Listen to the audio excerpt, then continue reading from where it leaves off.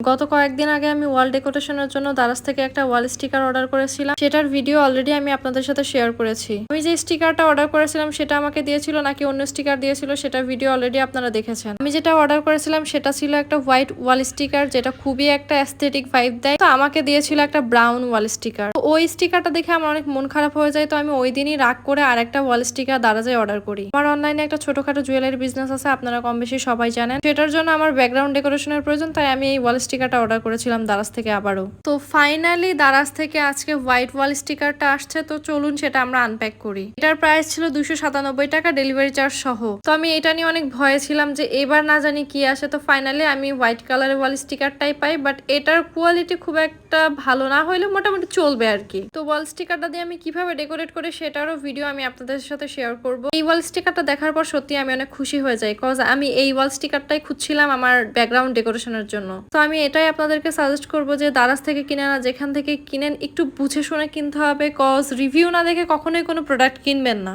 So আজকে এই পর্যন্তই। আমার ইউটিউব চ্যানেলটা সাবস্ক্রাইব করে রাখবেন।